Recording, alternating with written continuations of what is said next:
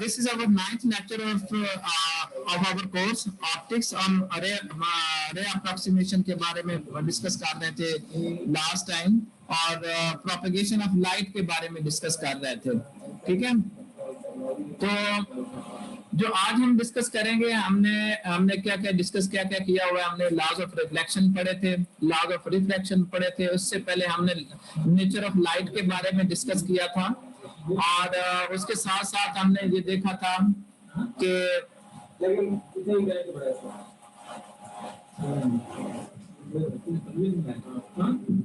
इसके बाद हमने ये देखा था कि जो हैगन्स प्रिंसिपल हमने ये पढ़ा था, और ज्योमेट्रिकली हमने लॉ ऑफ रिफ्लेक्शन और लॉ ऑफ रिफ्रैक्शन को साबित किया था। हमने ड्राइव किया था लॉ ऑफ रिफ्लेक्शन को, और ये साबित किया था कि θ1 इज इक्वल टू θ2।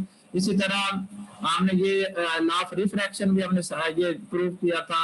जो स्नेल्स लॉ को हमने स्नेल्स लॉ इनफैक्ट क्या चीज है बोला, स्नेल्स लॉ इनफैक्ट हमारे पास लॉ ऑफ रिफ्रैक्शन है। अब हम इस पोजीशन पे हैं कि अगर लाइट किसी मिरर से रिफ्लेक्ट हो या फिर किसी स्फेरिकल सरफेस से रिफ्लेक्ट हो तो इमेज किस तरह का बनेगा। ठीक है, आज जो हम डिस्कस करेंगे वो है इमेज फॉर्मेशन के बारे में, कि जब लाइट किसी इमेज के ऊपर पड़ती है, यानी हमने प्रोपेगेशन ऑफ लाइट के बारे में पढ़ लिया है।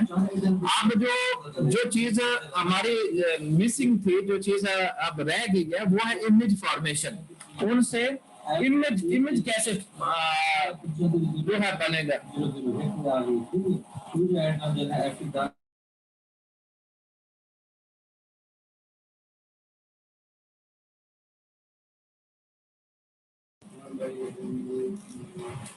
अच्छा, हम ये बात डिस्कस कर रहे थे कि जब लाइट किसी स्फेरिकल मिरर या फिर किसी स्मूथ मिरर के ऊपर जाकर लगती है, तो यानी वो हमें इंफॉर्मेशन वो जो लाइट जिस सोर्स से जा रही होती है, उस सोर्स का इमेज हमें बना के दिखा देती है। आगे हम फिर देखेंगे कि वो जो इमेज बनता है, इसमें वो इमेज विजुअल भी हो सकता है और वो इमेज रियल भी हो सकता है, वो भी हम देखेंगे।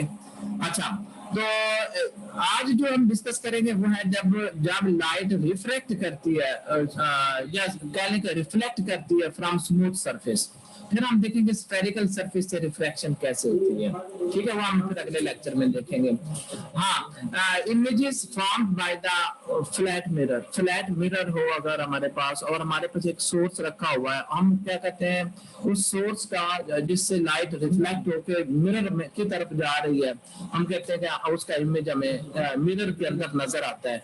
और वो जो मिरर के अंदर वो इमेज नजर आता है, वो उसकी लोकेशन क्या होती है, क्या वो वर्चुअल इमेज होता है, क्या या फिर वो हकीकी इमेज होता है। हमें इसमें रियल इमेज भी बन सकता है और वर्चुअल इमेज भी बन सकता है। ठीक है, मिरर में जो इमेज बनता है वो उल्टा बनता है, और उसको वो डिपेंड करता है कि आपका ऑब्जेक्ट किस जगह पे रखा हुआ है, मिरर से कितना दूर है, उस चीज पे डिपेंड करेगा कि इमेज का साइज एक्चुअल जो ऑब्जेक्ट है उससे बड़ा बनेगा या फिर छोटा बनेगा। और इसमें जो मेन चीजें हैं, ये वो ऑब्जेक्ट है जिसको मिरर से डिस्टेंस p के ऊपर रखा हुआ है। अब क्या है, ऑब्जेक्ट से जो लाइट रिफ्लेक्ट होके मिरर में जाती है, तो हमें ऐसा महसूस होता है कि कुछ लाइट की जो रेज हैं वो रिफ्रैक्ट होके आ रही हैं मिरर से उसी मीडियम के अंदर। इस मीडियम में हमने ऑब्जेक्ट को रखा हुआ है, जहां पे वो जो रेज हैं वो इंटरफेयर करती हैं। एक जगह से हमें ऐसे दिखता है कि उस ऑब्जेक्ट से जो रेज है अमिशन नहीं बल्कि हमें कहना चाहिए रिफ्लेक्ट होकर मिरर की तरफ आ रही है, वो ऐसा महसूस होगा कि वो उतना ही दूर मिरर के अंदर से हमें रेज आती हुई दिखाई देती है, जिसको यहाँ पे डॉटेड लाइन से शो किया हुआ है। ठीक है, हम स्टार्ट करते हैं सिंपलेस्ट केस से। सिंपलेस्ट केस क्या है कि हमारे पास एक फ्लैट मिरर है, फ्लैट मिरर से के सामने एक ऑब्जेक्ट रखा हुआ है और वो ऑब्जेक्ट जिस पॉइंट पे रखा हुआ है उसे पॉइंट ओ कहा गया, यानी ऑब्जेक्ट है, ऑब्जेक्ट की वजह से हमने ओ लिख दिया। अच्छा, इस ऑब्जेक्ट का जो डिस्टेंस है from the mirror, this is P, ठीक है। और यही ऑब्जेक्ट मिरर के अंदर हमें जब नजर आता है उसका उल्टा इमेज नजर आता है और वो डिस्टेंस क्यू के ऊपर बनता है। अब ये इसकी लोकेशन पे डिपेंड करेगा, इस ऑब्जेक्ट के लोकेशन के ऊपर डिपेंड करेगा तो ये इमेज कहाँ पे, वर्चुअल इमेज जो फॉर्म बनता है जो वो कहाँ पे बनेगा। इस डिस्टेंस को, जिस डिस्टेंस के ऊपर हमने ऑब्जेक्ट को रखा हुआ है फ्रॉम द मिरर, इस डिस्टेंस को हम ऑब्जेक्ट डिस्टेंस भी कहते हैं। यहाँ पे diverging light rays leave the source and are reflected from the mirror, यानी ये उस वक्त इमेज बनता है जब लाइट डाइवर्ज हो जाती है और फिर रिफ्लेक्ट होती है फ्रॉम द मिरर। और इस रिफ्लेक्शन के ऊपर जब ये इन रिफ्लेक्शन के साथ साथ क्या होता है कि जो लाइट की जो रेज है वो डाइवर्ज करती रहती है, कंटिन्यू टू डाइवर्ज होता है, ठीक है। अच्छा, आगे चलते हैं। यहाँ पे एक और बात बताई हुई है कि जो इमेज बनेगा, जो वर्चुअल इमेज बनेगा वो पॉइंट आई के ऊपर बनेगा। इस आई पॉइंट का जो मिरर तक का जो डिस्टेंस है इसे क्यू से रिप्रेजेंट किया हुआ है और डिस्टेंस क्यू जो है इसको हम इमेज डिस्टेंस पी कहते हैं, ठीक है। यहाँ पे सिर्फ यही है। उसके बाद आगे हम चलते हैं और इमेजेस को जो मिरर से जो इमेजेस बनते हैं इनको दो कैटेगरीज में डिवाइड किया हुआ है। इनको दो इसकी क्लासिफिकेशंस हैं। कौन कौन सी? रियल और वर्चुअल।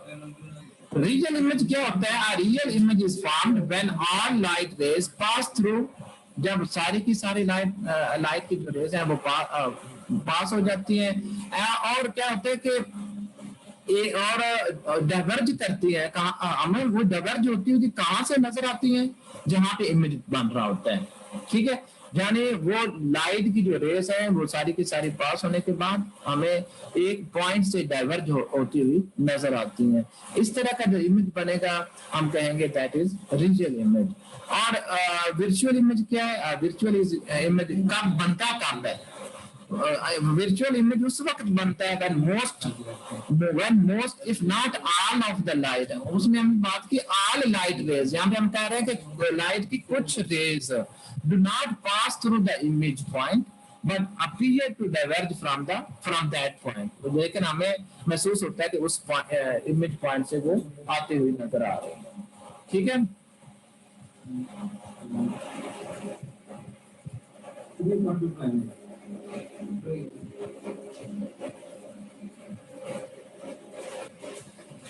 अच्छा, इसके बाद यही जो बातें मैंने की हैं वो लिखी भी हुई हैं, तो आप इनको एक नजर पढ़ लें। अगर कोई प्रॉब्लम हो तो फिर हम डिस्कस कर लेते हैं। आगे चलते हैं कि जो एक इमेज किस वक्त बनता है और उसकी पोजीशन को हम कैसे लोकेट कर सकते हैं, ठीक है।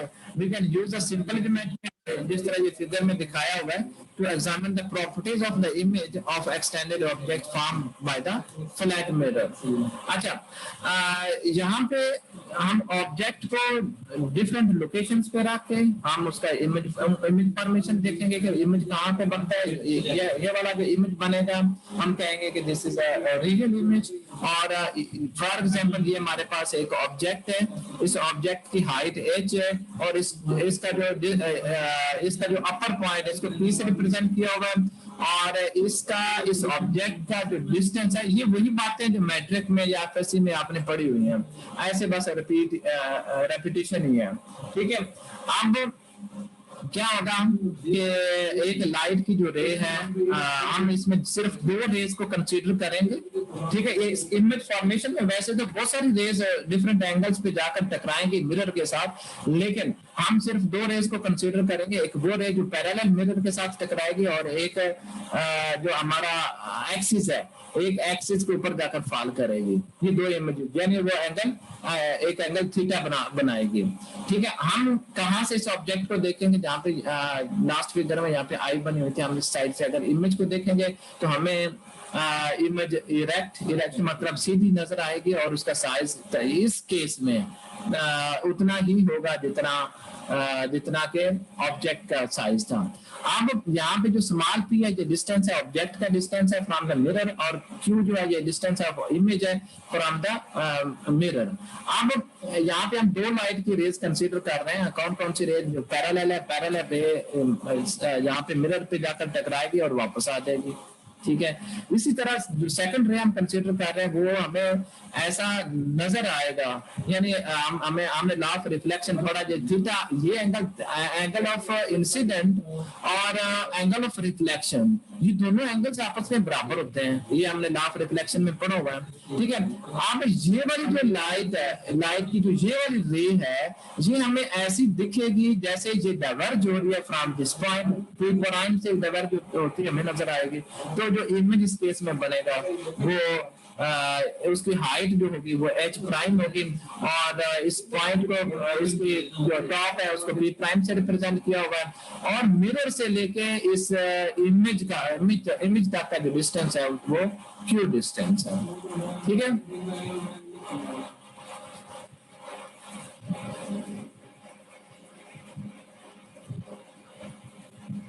मोहम्मद अरसलान एक और नया बंदा आ गया भाई।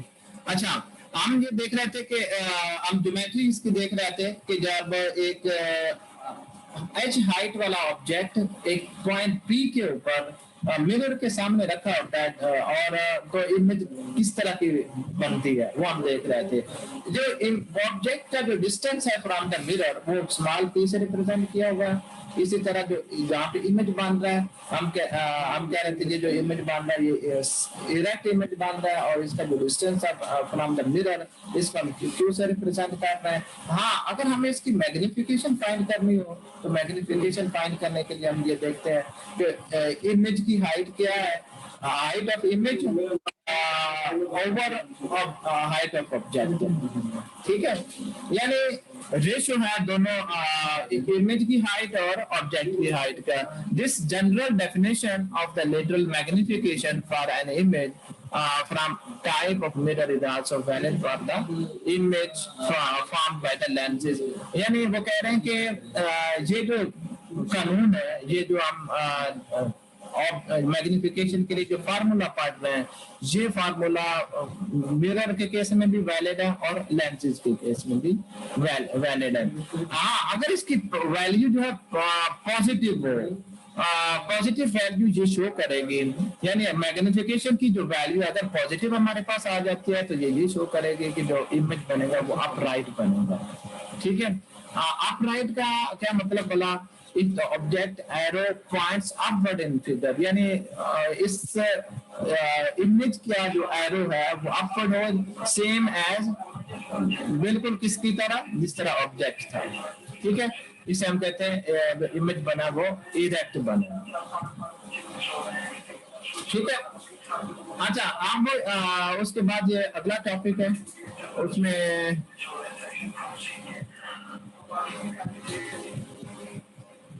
इसमें है प्रिंसिपल ऑफ, एक मिनट ये इसके नीचे आ रहा है, प्रिंसिपल ऑफ रिवर्सिबिलिटी।